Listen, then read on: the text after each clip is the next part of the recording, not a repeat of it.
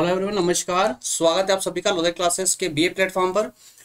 राजनीति विज्ञान के प्रश्न पत्र एक पर डिस्कशन कंटिन्यूअसली होने जा रहा है दोस्तों, पॉलिटिकल थिंकर्स पर, जिसमें अभी तक हम दोस्तों जेरेमी बेंथम पर बात कर चुके हैं। कंप्लीट अभी तक 18 लेक्चर कंप्लीट हो चुके हैं।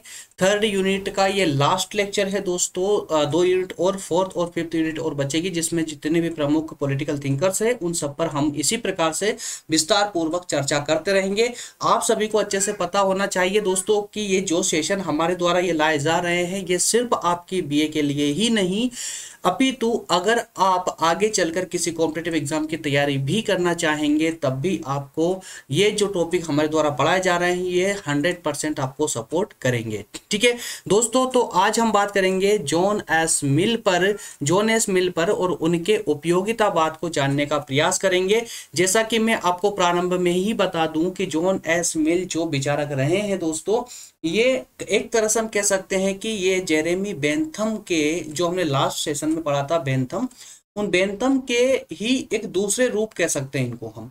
बेंथम ने जो उपयोगितावाद का सिद्धांत दिया था उसी में कुछ चेंजेस करके और इन्होंने उसी सिद्धांत को अपडेट करके उसे और आगे बढ़ाया है। ठीक है ना। तो दोस्तों जो हमारे साथ में कॉम्पिटिटिव एग्जाम की तैयारी करना अभी से करना चाहते हैं वो भी, और बीए कंप्लीट होने के बाद तैयारी करना चाहते हैं, उन सभी दोस्तों को मेरा एक जो है एक छोटा सा अनाउंस है कि आप लोगों के लिए एक यूट्यूब पर नया चैनल प्रज्ञान हिंदी के नाम से बना दिया गया है, जहां पर हमारे द्वारा सभी कॉम्पिटिटिव एग्जाम की तैयारी करवाई जाएगी, वो भी विद नोट्स के साथ में पीडीएफ फॉर्मेट में आपको नोट्स प्रोवाइड किए जाएंगे और उसी के अनुसार वहां पर सभी संपूर्ण क्लासेस कंटिन्यू होगी। दोस्तों अगर आपने अभी तक उसे ज्वाइन नहीं किया है, अगर आप कॉम्पिटिटिव एग्जाम की तैयारी कर रहे हैं तो ज्वाइन कर सकते हैं, उसे एक बार जाकर विजिट कर ले या फिर उसको सब्सक्राइब करके रख ले। देख ले आप कि किस प्रकार से वहां पर स्टडी कराई जा रही है। अगर आपको उचित लगे तो वहां बने रहिए, अन्यथा आप छोड़ के जा भी सकते हैं, कोई प्रॉब्लम नहीं है। ठीक है ना। चलिए तो शुरुआत करेंगे दोस्तों आज के सेशन की शुरुआत करेंगे। आप सभी को पहले बता चुका हूं मैं कि आज ये थर्ड यूनिट का लास्ट लेक्चर हो रहा है। थर्ड यूनिट का लास्ट टॉपिक है जॉन एस मिल। ठीक है ना। पूरा नाम है जॉन स्टुअर्ट मिल। ठीक है। चलिए तो आज का सारांश जरा देख लेते हैं। सारांश में क्या है दोस्तों, दो ही बातों पर हम यहाँ फोकस करेंगे। जैसा हमने बेंथम के उपयोगितावाद पर फोकस किया था कि उपयोगितावाद को समझा था, फिर उसकी आलोचना की थी, उसी प्रकार से हम यह देखेंगे कि मिल का उपयोगितावाद क्या है। जॉन एस मिल ने जो उपयोगितावाद का सिद्धांत दिया है वो क्या है, और साथ में उसने अर्थात जॉन एस मिल ने बेंथम के उपयोगितावाद सिद्धांत में कहां कहां पर क्या क्या परिवर्तन किए हैं, ये सेकंड पॉइंट में हम देखने का प्रयास करेंगे। क्लियर हुआ है ना। चलिए तो इसी के साथ में दोस्तों अब हम बात करेंगे हमारे मेन टॉपिक पर आ जाते हैं। शुरुआत करते हैं अपने कंसेप्ट की। चलिए सबसे पहले हम बात करेंगे जॉन एस मिल। अब दोस्तों इस पूरे नाम को जॉन स्टुअर्ट मिल इतना लंबा नहीं बोलेंगे, ना बोल करके अब हम डायरेक्टली सिर्फ इसको मिल शब्द के रूप में इसको जो है समझेंगे। ठीक है ना। तो अब सिर्फ मिल का ही हम इस्तेमाल करेंगे तो अब कोई कंफ्यूज ना हो। तो मिल के उपयोगितावाद को पहले समझ लें। अब फिर से मैं एक बार आपको रिपीट कर रहा हूं, फिर से समझा रहा हूं आपको कि देखिए इस लेक्चर में कोई कंफ्यूजन नहीं होना चाहिए। जो मिल साहब हैं इन्होंने जो उपयोगितावाद का सिद्धांत दिया है ये कोई नया सिद्धांत ना हो करके बेंथम ने इनसे पहले जो उपयोगितावाद का सिद्धांत दिया था उसी का अपडेट वर्जन है ये। ठीक है ना।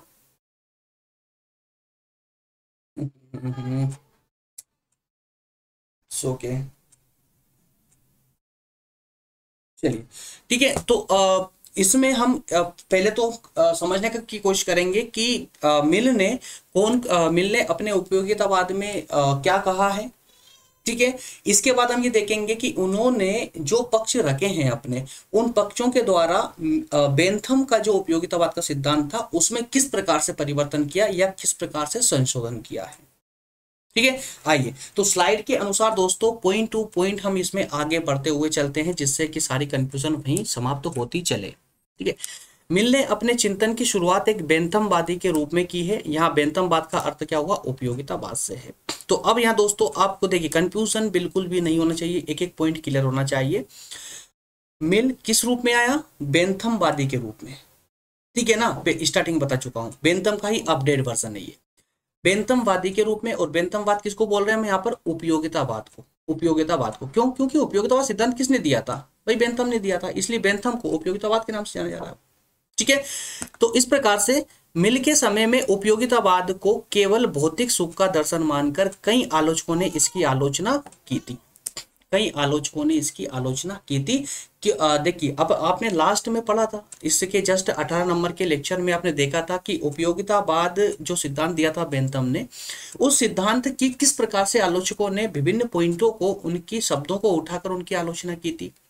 वो जो सबसे बड़ी आलोचना वो ये थी कि बेंथम का जो उपयोगितावाद सिद्धांत दिया गया था, उसकी आलोचना का जो सबसे बड़ा पॉइंट था वो था उनका भौतिकवाद, कि उनका अर्थात बेंथम का पूरा सिद्धांत भौतिकवाद पर अड़ा हुआ था, अर्थात भौतिकवाद को ही आधार माना हुआ था। कौन सा, सुख को। याद आ रहा होगा आपको कि सुख को भौतिक सुख बताया था उन्होंने, जबकि आलोचकों ने कहा था कि सुख जो होता है वो भौतिक ना होकर के मानसिक होता है, मानसिक रूप से संतोष मिलता है ना।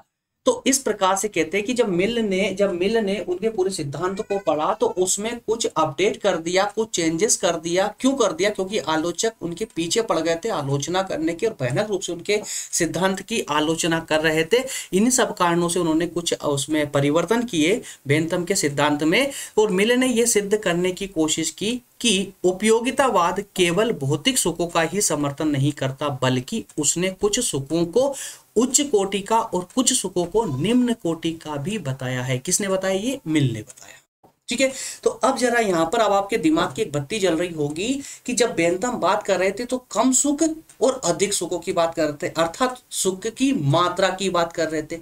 आलोचकों ने उसी पॉइंट को उठाया और उसकी आलोचना की कि आप सिर्फ मात्रा की बात करते हैं, गुणों की बात क्यों नहीं करते। तो आलोचकों के इस पॉइंट को मिल ने उठा लिया, और बेंथम के मात्रा वाले शब्द के साथ में उन्होंने गुण वाला शब्द भी जोड़ दिया, लेकिन नए रूप में जोड़ा, और वो बता दिया कि कुछ उच्च कोटि के सुख और कुछ निम्न कोटि के सुख। क्लियर होता चल रहा है ना। ठीक है, तो इस प्रकार से उन्होंने उसमें कुछ परिवर्तन करने का प्रयास किया। ठीक, तो इस प्रकार जे.एस. मिल ने उपयोगितावाद के ढांचे को नया क्षेत्र दिया, नया क्षेत्र प्रदान किया, और उसके आधार को दुर्बल बना दिया। अर्थात कि जिस आधार पर पहले का जो उपयोगितावाद था, बेंथम का सिद्धांत था, उसका जो आधार था उस आधार को कमजोर कर दिया। अर्थात पहले जो भौतिक आधार था उसमें अब उन्होंने मानसिक आधार भी जोड़ दिया, मात्रा के साथ में उसने गुणों को भी जोड़। ठीक है, क्लियर है ना। चलिए नेक्स्ट पॉइंट पर बात करेंगे। इसका नेक्स्ट पॉइंट है दोस्तों,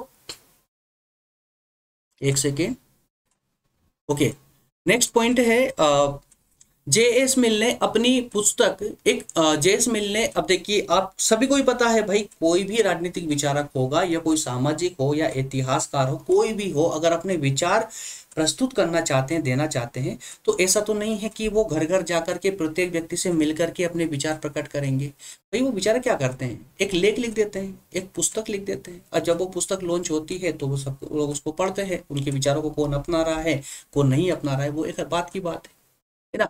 तो इसी प्रकार से यहाँ पर जे.एस. मिल ने भी एक किताब लिखी। उस किताब का नाम था दोस्तों यूटिलिटेरियनिज्म। यूटिलिटेरियनिज्म है ना। हाँ, थोड़ा सा शब्दों का एयरपेयर, एक्चुअली क्या है कि ये जो प्राचीन यूरोप है, ये प्राचीन यूरोप की लैंग्वेज है, इस कारण से ये प्योर इंग्लिश नहीं है, याद रखिए ना। तो यूटिलिटेरियनिज्म, ये किताब नाम याद नहीं रखोगे ना तो भी चलेगा, इतना ज़्यादा बर्डन ना ले कि सभी की किताबों का भी नाम याद रखें। हाँ, जिन दोस्तों के एग्जाम एमसीक्यू फॉर्मेट में भी होते हैं, अर्थात कि पेपर में कुछ एमसीक्यू फॉर्मेट में भी क्वेश्चन आते हैं, तो उनके लिए ये जरूरी है कि आप इन चीज़ों का नाम याद रखते हुए चले। ठीक है, 2-4 बार बोलेंगे याद हो जाएगा। तो उपयोगितावाद को संशोधन रूप उसने प्रस्तुत किया इसी किताब में, है ना। तो यूटिलिटी किताब जो थी इनकी, रियलिज्म, इस किताब में इन्होंने बेंथम का जो सिद्धांत था उपयोगितावाद का, उसका संशोधित रूप इसमें इन्होंने दिया, और जिसमें उन्होंने सुख के गुणात्मक अंतर की विवेचना की। अब तो ये बात हम पहले ही कर चुके हैं कि बेंथम ने सिर्फ मात्रा की बात की थी सुखों में, तो आलोचकों ने जैसे आलोचना की तो मिल साहब आए और वो गुण भी जोड़ दिए मात्रा के साथ में, है ना। तो इस प्रकार से बेंथम का सिद्धांत थोड़ा विस्तृत होता चला गया, वो एकदम और प्योर होता चला गया। ठीक है ना। तो इस प्रकार से मिल के अनुसार कुछ सुख दूसरे सुखों से श्रेष्ठ होते हैं, इसलिए मिल भौतिक सुखों के साथ साथ में नैतिक सुखों पर भी बल देने लगे हैं। ठीक है। अब चूंकि अब देखिए यहाँ प्रत्येक पॉइंट देखिए, अब एक बात और इसको इससे समझिए आप लोग कि मिल ने जो संशोधन किया बेंथम के सिद्धांत में, तो अपनी ओर से कुछ नहीं किया, बल्कि बेंथम ने जो सिद्धांत दिया था, उपयोगितावाद का सिद्धांत दिया था, बहुत इंपॉर्टेंट सिद्धांत था उस समय का समकालीन विश्व का। लेकिन उसकी कमियों को देखते हुए आलोचकों ने विभिन्न आलोचनाएं कर मारी। तो मिल साहब आए, उन्होंने मिल ने उनका अध्ययन किया, सिद्धांत को भी अच्छे से पढ़ा और उनकी आलोचनाओं को भी अच्छे से पढ़ा। उसके बाद इन्होंने एक तर्क निकाला और एक एनालाइज करने के बाद में उन्होंने एक निर्णय किया कि क्यों ना अगर इस सिद्धांत में जो कमियां हैं उन कमियों को निकाल दिया जाए, तो ये सिद्धांत तत्कालीन समय का सबसे श्रेष्ठ सिद्धांत हो सकता है। तो मिल ने भी इसी परिप्रेक्ष्य में या कहें कि इन्हीं विचारों के साथ में बेंथम के इस सिद्धांत में संशोधन किया, और संशोधन भी मात्र उन्हीं पॉइंटों पर जाकर के किया जिन जिन की आलोचना की गई थी। जब पहले बेंथम के सिद्धांत को बोला कि आप सिर्फ मात्रा की बात करते हैं, गुणों की बात नहीं करते, तो उन्होंने गुणों को जोड़ दिया। उसके बाद में उन्होंने आलोचकों ने कहा कि बेंथम साहब आप जो बात करते हैं सुख के, भौतिक सुख की बात करते हैं, नैतिक सुख की बात नहीं करते। तो मिल साहब ने क्या किया, उसमें नैतिक गुण भी जोड़ दिए, है ना। तो इस प्रकार से उन्होंने उन पॉइंटों पर या उन बिंदुओं पर परिवर्तन करते चले गए जहां जहां आलोचना का शिकार यह सिद्धांत हुआ था। ठीक है। तो मिल द्वारा बेंथम के उपयोगितावाद में कुछ संशोधन किए गए थे। अब सिर्फ उन संशोधनों को ही हम यहाँ पर पढ़ने वाले हैं, जो कि सेकेंड पॉइंट के अंतर्गत हमने पहली स्लाइड में देखा था। ठीक है। तो कौन कौन से हैं दोस्तों, वो कौन कौन से जरा आ जाइए देख लेते हैं कौन कौन से संशोधन हमको यहाँ देखने को मिलेंगे, कौन कौन से संशोधन जो है किस किस क्षेत्र में इन्होंने संशोधन किए हैं। तो कुल मिलाकर के दोस्तों ये कुछ 6 संशोधन इन्होंने यहाँ पर किए हैं। 6 बातों पर इस पूरे सिद्धांत में 6 संशोधन इन्होंने किए थे। सबसे पहले अगर बात करेंगे तो सुखों में मात्रात्मक नहीं गुणात्मक भेद। ठीक है। शब्दों के एर फेर पर मत जाइए, शब्दों की डिफिकल्टी पर मत जाइए। शब्द तो होते ही हैं आपको कंफ्यूज करने के लिए, तो जो शब्द टिपिकल लगे उसको 4-5 बार बोल लिया करें, जिससे आपको रटा सा जाएगा। रटने के बाद में आपको यही शब्द व्यवहारिक लगने लगेंगे। और जब भी आप कभी आंसर राइटिंग में पढ़ते वक्त, बोलते वक्त जब आप इस्तेमाल करोगे शब्दों को, तो ये शब्दावलियां अपने आप आपके जुबान पर आने लगेंगी और आपकी भाषा शैली में कब सम्मिलित हो जाएगी आपको पता भी नहीं चलेगा। और आपकी जो लैंग्वेज है, जो आपकी शब्दावलियां कहे कि जो आपकी भाषा है, उसमें कब कब सुधार हो जाएगा पता भी नहीं चलेगा आपको, है ना। तो इस कारण से इन शब्दावलियों को पढ़ना या याद करना बहुत जरूरी है। ठीक है। तो सुखों में मात्रात्मक ही नहीं गुणात्मक भेद भी होता है। तो बेंथम ने कहा था कि सिर्फ मात्रा का भेद होता है, गुणों का नहीं। आलोचकों ने इसी चीज की आलोचना करते हुए कहा था कि साहब सिर्फ जो है मात्रा का भेद नहीं बल्कि गुणों का भी भेद होता है ना। तो मिल ने यहाँ पर इसमें संशोधन करके और गुणों को भी साथ में जोड़ दिया था। ठीक है। पहले पॉइंट में हम इसी को देख रहे हैं। उसके बाद बात करें तो सुखों को मापा नहीं जा सकता, सुखों को मापा नहीं जा सकता। ये जो पक्ष रखा था, किसने रखा था, बेंथम सामने रखा था। बेंथम ने क्या बोला था कि सुखों को हम माप नहीं सकते, सुखों को हम माप नहीं सकते। तो ये बात कही थी बेंथम साहब ने, तो उसी चीज का खंडन करते हुए उसमें सुधार कर दिया। उपयोगितावाद का आधार क्या बताया, नैतिकता बता दिया, याद आ रहा है ना। उसके बाद में व्यक्तिगत और सार्वजनिक हित बता दिए। तो स्वतंत्रता संबंधी धारणा में अंतर कर दी। उसके बाद संपत्ति के अधिकार में भी कुछ परिवर्तन किए। तो इस प्रकार से 6 परिवर्तन किए। आइए अंदर एक एक को पूरे विस्तार से समझते हुए आगे बढ़ते समझते चलते हैं। देखिए कई सारे दोस्तों के लिए ये सब्जेक्ट ही नया हो सकता है ना। तो जिनके लिए नया है, कंफ्यूज ना हो, प्रॉब्लम देखिए सभी को स्टार्टिंग में सभी को कुछ ना कुछ प्रॉब्लम आती ही आती है। अब चूंकि ये सब्जेक्ट ही थोड़ा सा थिंकर्स पर है, जिसे आगे चलकर कॉम्पिटिटिव एग्जाम के अंतर्गत आप इसको इथिक्स में पढ़ने वाले हैं, जहां आप ये पॉलिटिकल साइंस में पढ़ रहे हैं। इसी सब्जेक्ट को अब आप पॉलिटिकल थिंकर्स, जितने भी पॉलिटिकल थिंकर्स है आपके, उन सभी को आप इथिक्स में पढ़ने वाले हैं, है ना। तो इसलिए कंफ्यूजन इसको दूर रखिए। जो देखियो हर एक को अलग अलग नजरिए से पढ़िए। जब आप बेंथम को पढ़ रहे हैं तो सिर्फ बेंथम को पढ़िए, जब आप मिल को पढ़ रहे हैं तो सिर्फ मिल को पढ़िए। इसके बाद जब आपका कार्ल मार्क्स से स्टार्ट हो जाएंगे तो एक नई धारणा, एक नई ले चलेगी। तो कुल मिलाकर ये कि सब में क्या डिफरेंस है उनको याद करते हुए चले। जैसे कि हमने जब इसके सेकंड पेपर पर डिस्कस किया था तो उसमें विभिन्न संविधानों को देखा था। अब हमने ब्रिटेन का भी संविधान पढ़ा, अमेरिका का भी पढ़ा, स्विट्जरलैंड का भी संविधान पढ़ा, हमने चीन का संविधान भी पढ़ा, विभिन्न देशों के संविधान हमने पढ़े। प्रत्येक संविधान में विशेष अंतर देखने को मिला। अब अगर आपको वो अंतर याद है तो आप आसानी पूर्वक सभी संविधानों को आप आसानी से कर ले जाएंगे। तो वही फॉर्मूला यहाँ पर भी लागू होता है, वही चीज यहाँ भी लागू होती है कि जब आप इसमें बात करते हैं पॉलिटिकल थिंकर्स पर, अगर आपको बेंथम और मिल के बीच में क्या डिफरेंस था अगर ये आपको पता है तो आप आसानी से इसको कर ले जाएंगे, कोई प्रॉब्लम नहीं आएगी, ठीक है ना।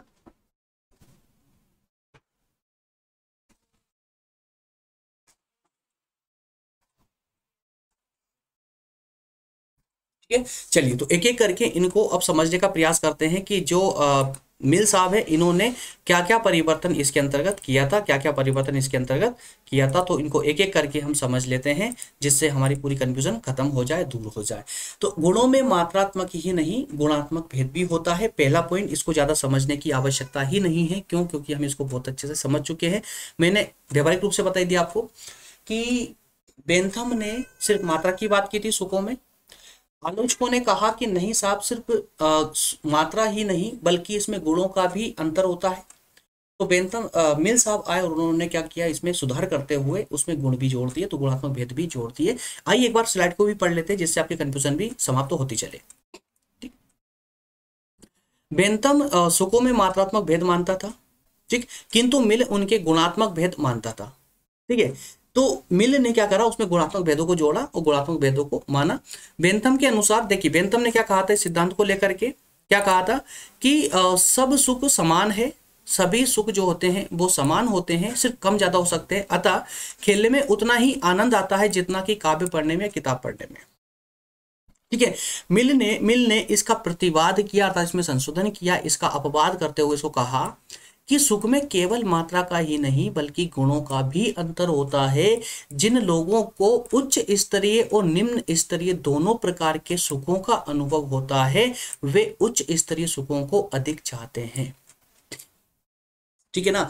जब मिल ने कहा कि साहब नहीं, जो आप कह रहे हैं वो पर्याप्त नहीं है, गलत नहीं है लेकिन पर्याप्त नहीं है, कि जो सुख होते हैं सभी सुख समान नहीं होते हैं, निम्न और उच्च कोटि के सुख होते हैं। वो जिन व्यक्तियों को ये पता है कि कौन सा सुख जो है वो उच्च कोटि का है तो कौन सा निम्न कोटि का है, तो वो व्यक्ति उच्च कोटि के सुख की ओर जाना ही पसंद करेगा।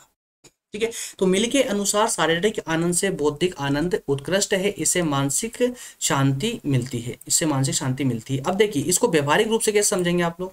कुछ दोस्तों को तो ये बहुत अच्छा समझ आ चुका होगा, कुछ को नहीं आया, तो उसके लिए मैं आपको एक एग्जाम्पल दे देता हूँ। फॉर एग्जाम्पल कि आपको सुबह जल्दी उठना अच्छा नहीं लगता, क्यों? क्योंकि आपको सोने में आनंद आता है, सोने से आपको सुख मिलता है। देर दिन में जैसे कोई 10 बजे तक, कोई 11 बजे तक, 12 बजे तक भी कुछ मित्र हैं मेरे जो सोते रहते हैं, है ना, रात रात भर जुगनू की तरह जागते हैं और दिन में जो है 4 या 5 बजे के आसपास सोते हैं, तो 11-12 बजे तक सोते रहते हैं। क्यों? उनको सोने से आनंद आ रहा, सुख मिल रहा है। वहीं वहीं पर एक सुख वो भी होता है कि एक अलग व्यक्ति है, एक अलग बच्चा है जो सुबह 4 बजे उठता है, हार्डवर्क करता है, रनिंग करेगा, एक्सरसाइज करेगा, मेडिटेशन करेगा, विभिन्न प्रकार के मतलब 1 से 2 घंटे अपने आप को देगा, एक्सरसाइज वगैरह करना, जिम वगैरह जाना, ये सब करेगा। तो हालांकि ये सब करते वक्त तो उसे कष्ट बहुत होता है, लेकिन उसे ये अच्छी तरह से ज्ञात है कि इसके द्वारा जो सुख उसको आगे चलकर मिलने वाला है वो उसके साथ जीवन भर बन के रहेगा। जो 12 बजे तक सो रहा है वो जब तक सोएगा तभी तक सुख का आनंद ले पाएगा, परंतु अगर कोई आज हार्डवर्क करता है तो उसका सुख वो जीवन भर उठा पाएगा। तो ये उच्च कोटि का कौन सा हुआ इसमें, हार्डवर्क वाला। निम्न कोटि का सुख कौन सा हुआ, सोने वाला। ठीक है ना। तो इसमें से व्यक्ति कौन सा पसंद करता है ये तभी ही वो समझ पाएगा जब उसे पता होगा कि कौन सा उच्च और कौन सा निम्न कोटि का है। अब क्लियर हुआ। ठीक है, तो इन्हीं सुखों की बात करते हैं, कौन, मिल साहब। ठीक है, चलिए नेक्स्ट पॉइंट पर बात करेंगे दोस्तों। नेक्स्ट है सुखों को मापा नहीं जा सकता। तो बेंथम साहब ने स्पष्ट तौर पर कहा था कि जो सुख हैं उनको मापा नहीं जा सकता। यार चलिए, समझ रहे होंगे आप हमारी पीड़ा क्या हो रही है अभी इस वक्त। पूरे स्टूडियो में पूरा गीला हो चुका हूँ, इतना पसीना आ रहा है, इतनी गर्मी है अंदर।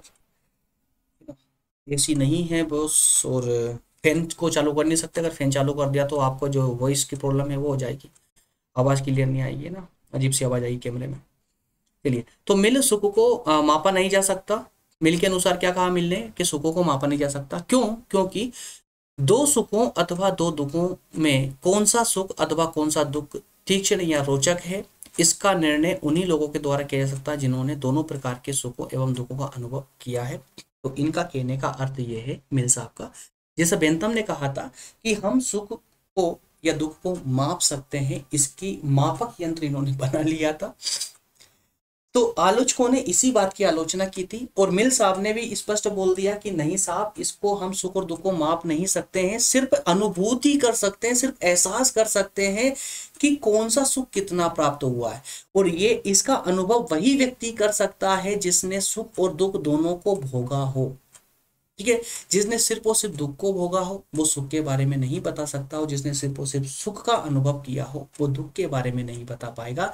ऐसा कहा किसने? मिल ने, है ना। तो सेकंड पॉइंट देखिए आप लोग, मिल के अनुसार सुख की उपयोगिता को जांचने का तरीका केवल विद्वानों की संपत्ति हो सकती है। विद्वानों की संपत्ति कौन सी भाई? विद्वानों की संपत्ति कौन सी होती है? ये संपत्ति नहीं होती विद्वानों की। विद्वानों की संपत्ति होती है उनका ज्ञान, है ना, उनका त्याग, उनका समर्पण, ये सब उनकी संपत्ति होती है। किसकी? विद्वानों की। तो ज्ञानी व्यक्ति इन्हें विभिन्न सुखों की अनुभूतियों का ज्ञान, जिनको है ना सभी अनुभूतियों का ज्ञान रहता है, वही सुखों की उपयोगिता के बारे में बता सकते हैं। विद्वानों के निर्णयों को ही सुखों के अच्छे या बुरे होने का एकमात्र प्रमाण माना जा सकता है।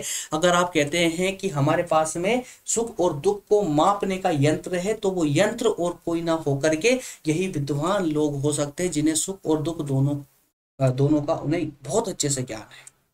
ठीक है, वही बता सकते हैं कि कौन सा सुख ज्यादा उचित है, कौन सा सुख जो है उचित नहीं है या कम है। क्लियर हुआ है ना। चलिए, इसी के नेक्स्ट पॉइंट पर हम बात करेंगे। दोस्तों, नेक्स्ट पॉइंट है इसमें उपयोगितावाद का आधार नैतिकता। अब देखिए, इनको समझने में आपको, मेरे जहां तक मुझे लगता है कि आपको समस्या नहीं आ रही होगी, क्योंकि हम इन सबको बेंथम के समय में बहुत अच्छे से पढ़ चुके हैं। बस बेंथम का उल्टा पढ़ रहे हैं हम इसे में। बेंथम ने जो कहा उसमें सुधार करते हुए उसमें कुछ पक्षों को हम जोड़ते जा रहे हैं। जैसे बेंथम ने इसमें क्या कहा था कि नैतिकता जैसा कोई चीज होती नहीं है। बेंथम ने कहा था जो सुख होता है वो भौतिक होता है, भौतिक सुख होता है। बस कुल मिलाकर के प्रत्येक कार्य मनुष्य जो है अपने सुख के लिए करता है। तो उन्होंने, अर्थात बेंथम ने पूरी तरह से सुखों को भौतिक कहा था, लेकिन इसका खंडन करते हुए, इसमें सुधार करते हुए मिल ने कहा कि नहीं साहब, सिर्फ भौतिक नहीं हो सकता, बल्कि जो सुख होते हैं वो तो मानसिक होते हैं, अर्थात नैतिक होते हैं भाई। नैतिक साधनों से उनको प्राप्त किया जा सकता है, नैतिक रूप से उनको प्राप्त किया जा सकता है। आइए उसकी डिटेल के द्वारा इसको समझने की कोशिश करते हैं। छोटा सा पॉइंट है, बेंथम के उपयोगितावादी दर्शन में नैतिक चेतना, कर्तव्य की भावना, एक मिनट पेन ले लेते हैं।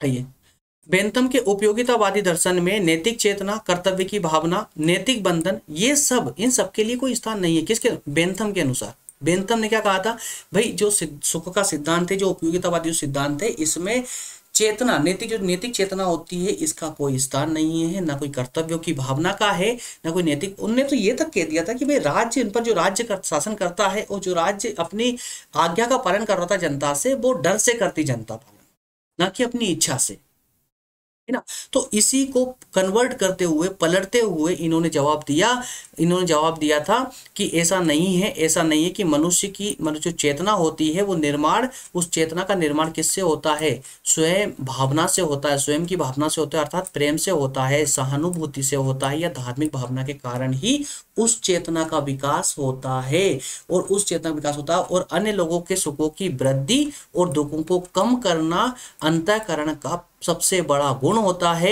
और इस सिद्धांत के द्वारा मिल ने बेंथम के उपयोगितावाद को नैतिक स्वरूप देने का प्रयास किया था। तो कुल मिलाकर के ये कि जिन जिन नैतिक रूप से पूरी तरह से नैतिकता का इन्होंने बेंथम साहब ने तो मना कर दिया था, लेकिन मिल ने इस नैतिकता वाले शब्द को इनके साथ में जोड़ करके, इनके सिद्धांत में जोड़कर इसको एक नया रूप देने का प्रयास किया।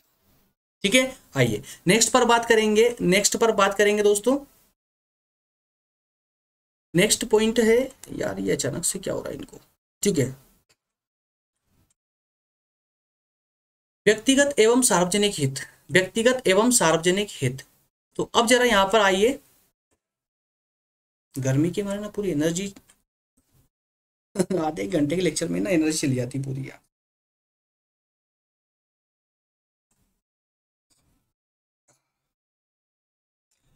वैसे तो देखिए इसमें कंटेंट ही इतना प्यारा कंटेंट है, इतना शानदार कंटेंट है कि आप जैसे ही पॉइंट को देखेंगे और पढ़ेंगे ना तो आपको एक ही बार में समझ आ चले जाएगा। इसमें टिपिकल जैसा कुछ भी नहीं है, बस ये है कि मैं आपको एक बात हमेशा बार बार बोलता हूं कि आपको इसमें लिंक बनाकर रखनी है, कंटिन्यूटी बनाकर रखनी है।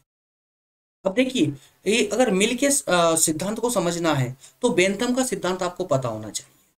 बेंथम का अगर याद है तो मिल को सिर्फ एक बार पढ़ लीजिए, अपने आप याद हो जाएगा। जो 6 पॉइंट मैंने बताए थे आप लोगों को, सिर्फ 6 पॉइंट की 6 संशोधन किए, उन संशोधनों को देख लीजिए, आपका काम कंप्लीट हो जाएगा, है ना। तो क्या करा उन्होंने, सिर्फ संशोधन ही तो किए हैं, 6 संशोधन किए भाई मिल ने, और क्या किया है। तो वो 6 संशोधन अगर आप पढ़ लेंगे तो इनका पूरा सिद्धांत कंप्लीट हो जाएगा, दैट्स ऑल। जरूरत ही नहीं पड़ेगी कुछ और कंफ्यूज होने की या कुछ भी करने की, है ना। तो इस प्रकार से आपस में ये एक दूसरे से जुड़े हुए होते हैं, इसलिए कंफ्यूज मत होइए, एक एक को पर्टिकुलर रूप से पढ़िए, जहां जो कनेक्ट हो रहा है उसको कनेक्ट करते हुए चलिए, कोई प्रॉब्लम नहीं आएगी, है ना। अब नेक्स्ट पॉइंट क्या है, वो है कि व्यक्तिगत एवं सार्वजनिक हित।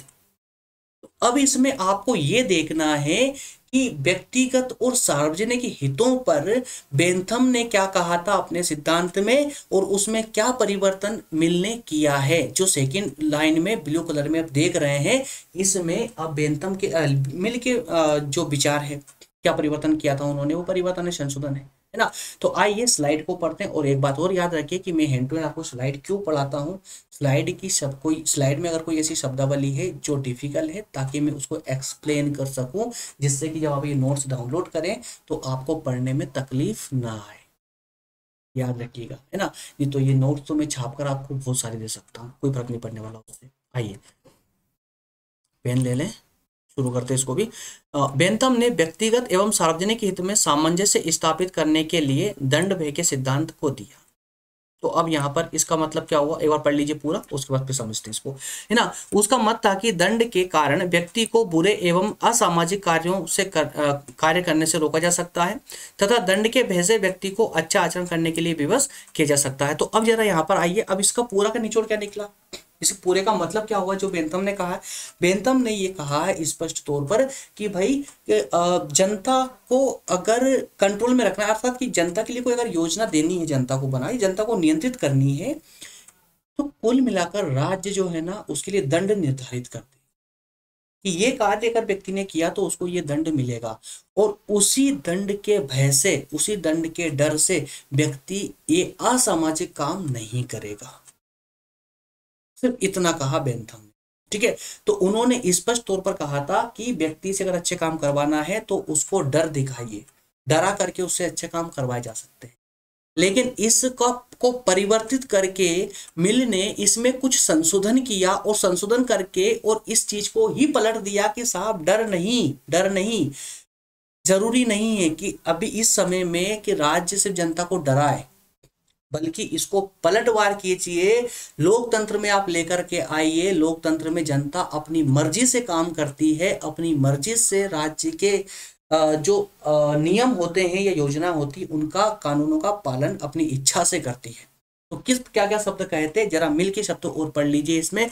तो मिल के अनुसार बेंथम केवल बाहरी बंधन को मानता है, बाहरी बंधन को, जी हाँ, दंड व्यवस्था सिर्फ बाहरी बंधन है ना।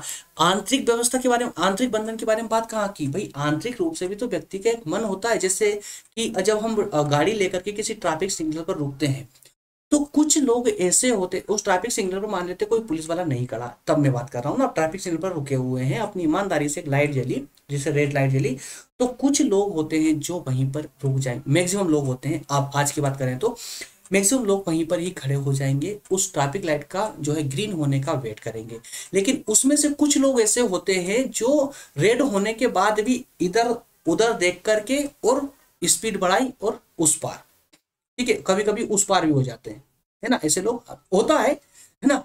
तो ये क्या है, यहाँ पर क्या दंड की बात की गई है कि बेंथम ने क्या कहा था कि दंड, तो व्यक्ति वहीं रुक जाएगा, भाई वहां कैमरा लगा दीजिए, और जैसे ही गाड़ी के नंबर कैप्चर करेगी उसको घर पे चालान भिजवा दीजिए, ये दंड हो गया।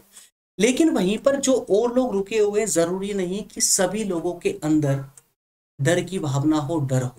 जब आप सभी को पता है कि एक स्क्वायर है, वहां पर रेड सिग्नल हुआ है, गाड़ियां सब रुकी है, तो मैक्सिमम लोग वहां पर, सबको पता कोई कैमरा नहीं लगा हुआ है या कोई प्रॉब्लम नहीं है, अगर हम सिग्नल को तोड़ के निकल भी जाएंगे तब भी हमारा जो है कोई कार्रवाई नहीं होने वाली है, कोई डर नहीं है। लेकिन फिर भी आज भी 95% लोग अपनी इच्छा से उस सिग्नल पर रुकते हैं।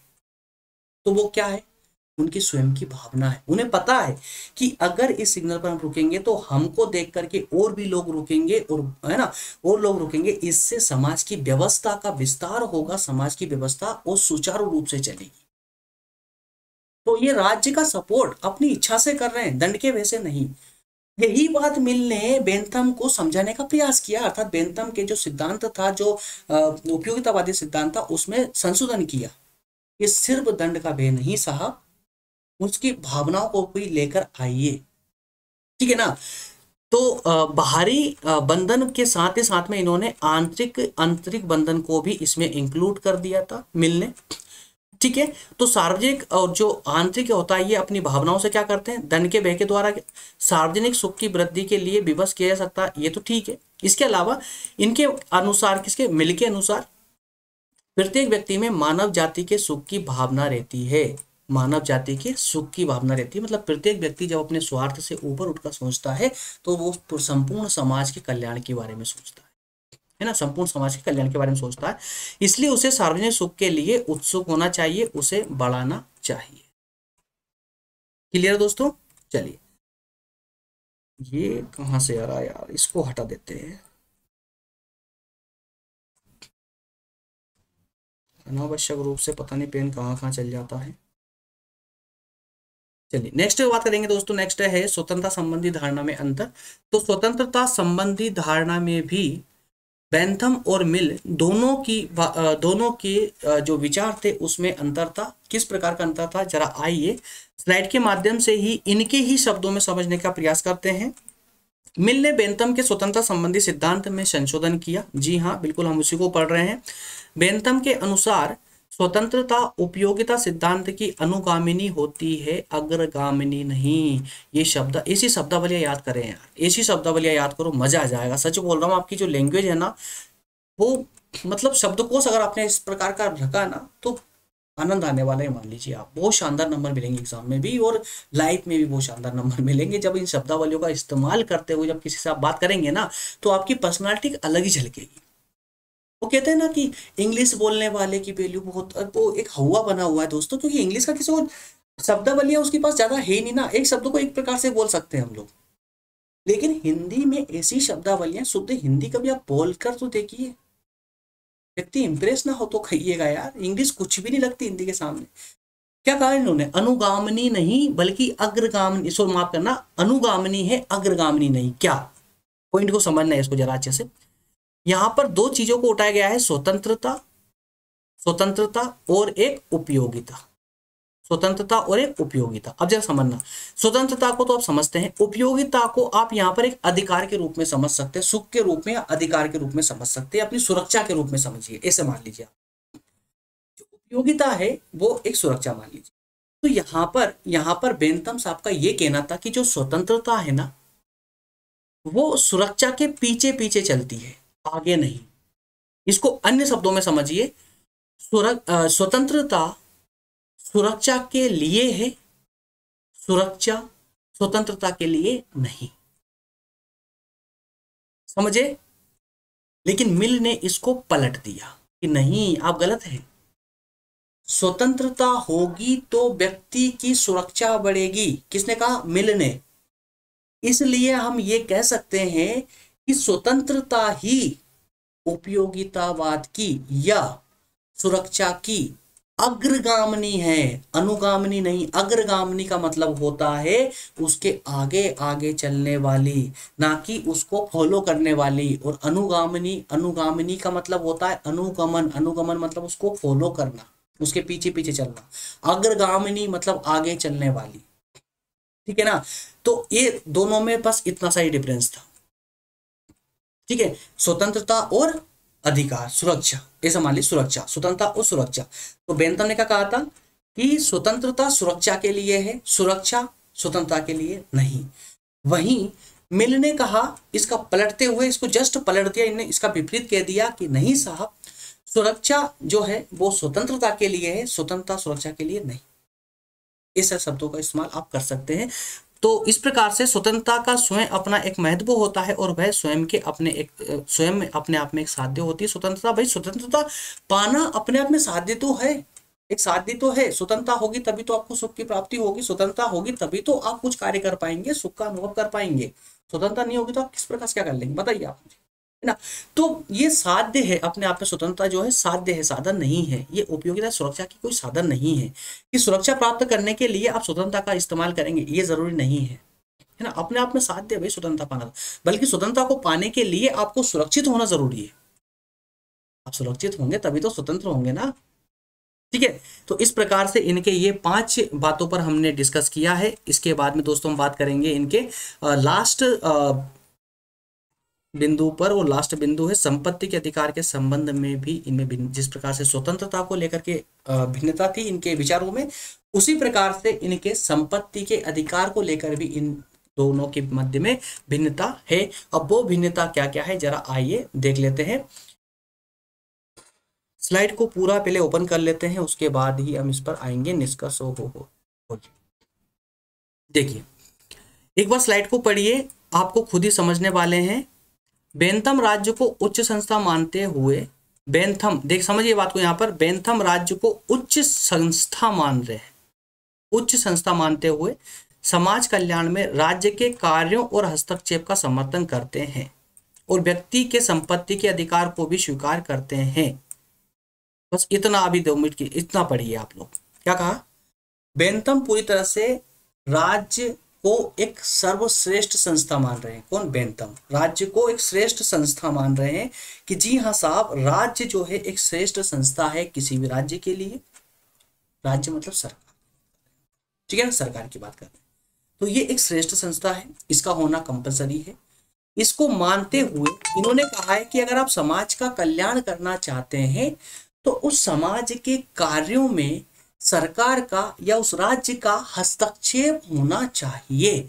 अगर सरकार या राज्य जनता के कार्यों में हस्तक्षेप नहीं करेगी तो जनता अराजक स्थिति में पहुंच जाएगी, वो अपने कार्यों को उचित रूप से नहीं करेगी।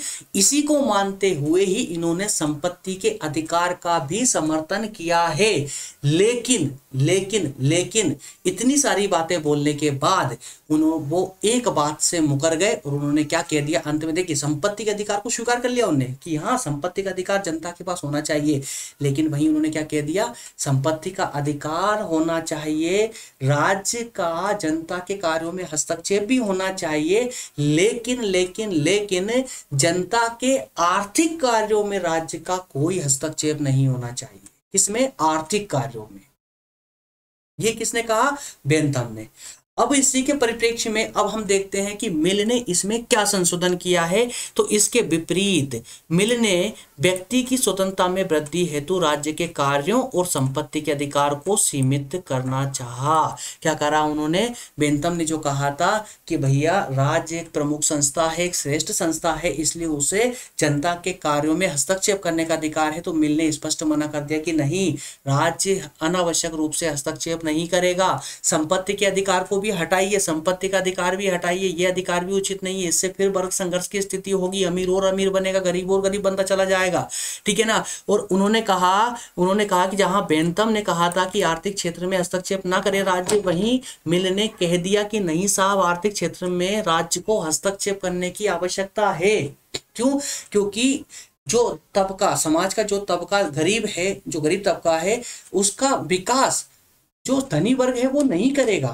तो वो धनी वर्ग तो अपना और विकास करने में लगा हुआ है ना, तो जो समाज का निचला वर्ग है उसका विकास कौन करेगा? अगर राज्य भी उसमें हस्तक्षेप नहीं करेगा आर्थिक क्षेत्र में, तो इसका विकास करने कौन आएगा?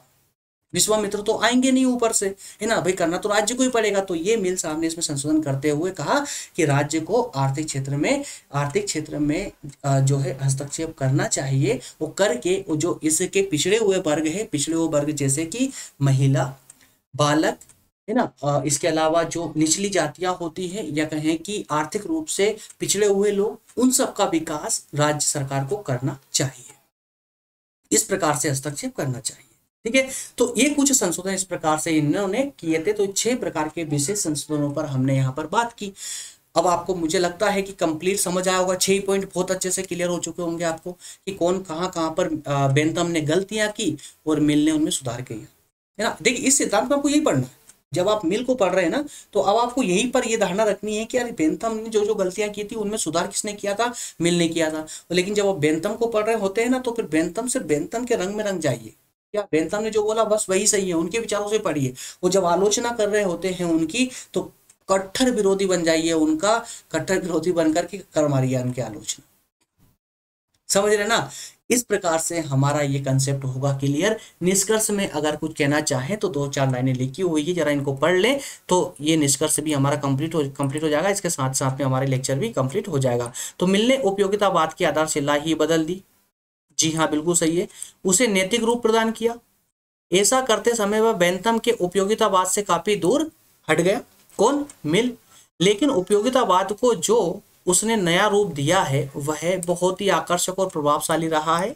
मिल के हाथों में व्यक्ति केवल अपना सुख चाहने वाला नहीं रहकर वह दूसरों का सुख चाहने वाला एक नैतिक प्राणी बन गया है ना। जब तक बेंथम के हाथों में कोई व्यक्ति था तब तक वो सिर्फ इसी के लिए था कि वो अपने सुख के लिए जी रहा था। लेकिन जैसे ही वो व्यक्ति बेंथम के हाथ से कूदकर मिल के हाथ में आकर बैठा ना, तो अब वो एक नैतिक प्राणी बन गया जो सिर्फ अपने सुख के लिए नहीं बल्कि दूसरे के या समाज के सुख के लिए भी जीता है। क्लियर है? चलिए, इस प्रकार से हमारा ये आज का टॉपिक होता है समाप्त। दोस्तों, आज का टॉपिक होता है समाप्त। नेक्स्ट जो टॉपिक होगा हमारा, उस पर हम बात करेंगे इनके स्वतंत्रता संबंधी विचारों पर। मिल ने कौन कौन से स्वतंत्रता से संबंधित कौन कौन से विचार व्यक्त किए हैं, अर्थात हम इसको मिल का सेकेंड पार्ट भी बोल सकते हैं, हालांकि लेक्चर ही अलग होगा वो। इसमें हमने बात की थी उपयोगितावाद में संशोधन की, कि इन्होंने जो उपयोगितावाद में संशोधन किया था बेंथम के, उस पर बात की थी। अब हम बात करेंगे कि मिल ने स्वतंत्रता को लेकर के कौन कौन से विचार अपने रखे थे। सिर्फ इनके स्वयं के विचारों पर बात करेंगे, बेंथम के विचारों पर बात नहीं करेंगे, ठीक है ना। आइए नेक्स्ट सेशन में मिलेंगे दोस्तों बहुत जल्दी। तब तक के लिए आप सभी का बहुत बहुत धन्यवाद, थैंक यू। और जाते जाते एक अपील आप लोगों से, थोड़ा सेशन को शेयर करते रहे यार। बार बार बोलना पड़ता है मुझे, लेकिन शेयर नहीं मिलता तो थोड़ा सा लगता है कि मुझे बोलना भी चाहिए, लेकिन बोलते वक्त भी बेकार लगता है कि यार मैं क्या कर रहा हूँ यार। चलिए ठीक है, जैसा आपको उचित लगे। मिलेंगे नेक्स्ट सेशन दोस्तों, तब तक आप सभी का बहुत बहुत धन्यवाद, थैंक यू।